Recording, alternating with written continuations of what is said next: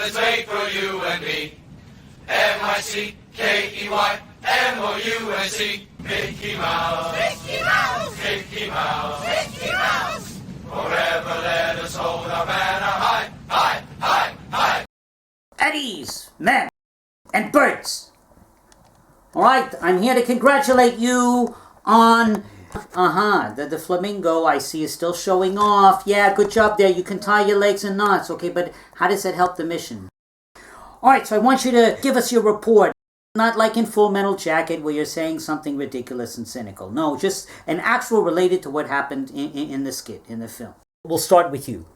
Oh, well, yeah, I was like sergeant at arms, whatever that means. I had 2 arms, but everybody had arms, and I didn't have any weapons. So why I was sergeant at arms, I don't really know. That was an honorary title. And I assisted in the training, and then the swan was very beautiful. I remember the swan being very beautiful the whole time. Honk. Yeah, I'm talking about you, swan. Honk, honk. And about the mission itself. Oh, well, we infiltrated, and then I there was something about ratings, something about... and then you helped me out. Shh, don't talk about that. Well, yeah, why not? What is this, Gabriel? When you didn't want Quacky to be part of the squad, I asked Judd if he would let me go, kind of behind your back. Why are you saying that, Gabriel? Well, because now Quacky is a hero, isn't he? I see. John, is this true? But Quacky, did a really good job. All right, I understand that he did a good job. Fine, Gabriel. Yeah, okay, Quacky showed himself to be a fine quack. And if he were here today, I would allow him to stand beside the other birds and assume his place of honor in their forefront, in the foreground. Since he's the shortest, that's what you do when you take photos. Oh, well, little wolf, well, surprise, surprise! Is this what it feels like when you jump out of a cake? I see, Gabriel. All right, now you're going to hold me to my word, of course. I uttered it disingenuously, but now I can't take it back, all right? Fine, Gabriel, you can come up and lay Quacky in his place of honor before the birds, who I hope will not be jealous. Okay, Quacky, you deserve this, in spite of what John did. What are you talking about? Oh, not in spite of me, thanks to what John did. Thanks to what I did. Okay, and Quacky too. Well, Quacky was there too. Well, of course Quacky was there. He was the main guy. He's a toy. What? What are you saying, Teresa? Isn't he a toy? But did you see for yourself that he successfully distracted that podcaster? Because you swore him and then took him, so that's why.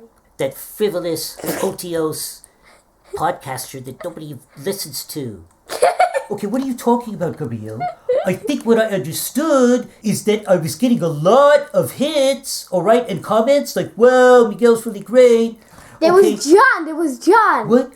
That was later. Okay, first it was me, because they liked, the way I reacted to the gadfly. The gadfly that was flying around and making me tell the truth to the audience, to the world, about the world.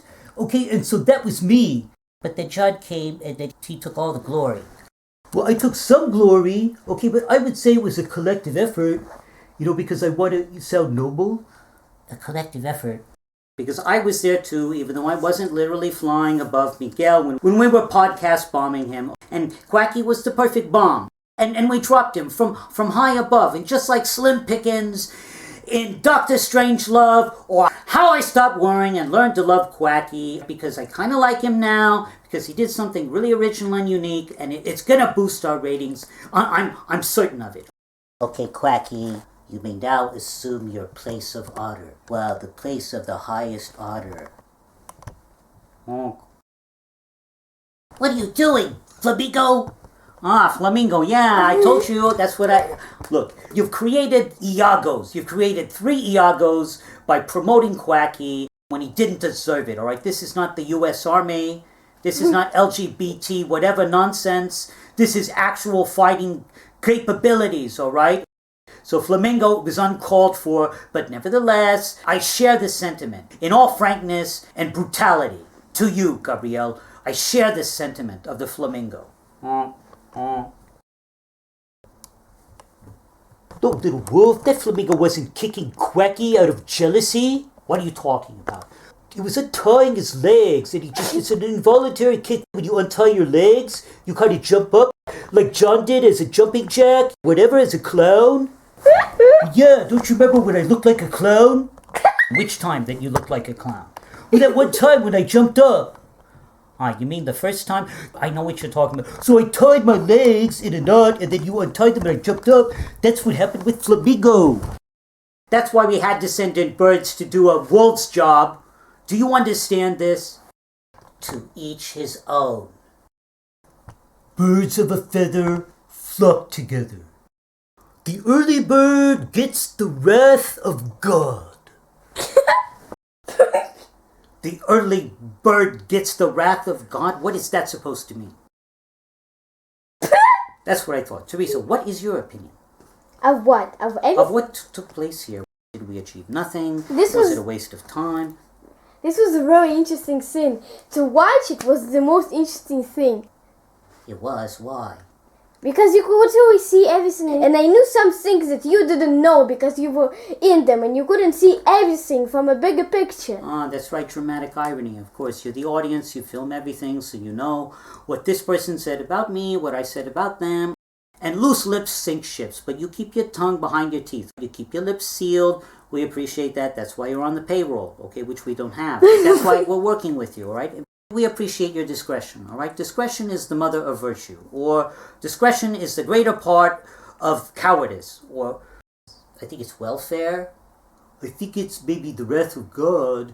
No, discretion is the greater part of valor, all right? So that means that you shouldn't be too brave, whatever that means, all right? That you shouldn't be foolhardy. No, you can be foolhardy because that's how you learn. That's the best way to learn in life. Foolhardiness is all right, but cowardice, no. Also, being discreet.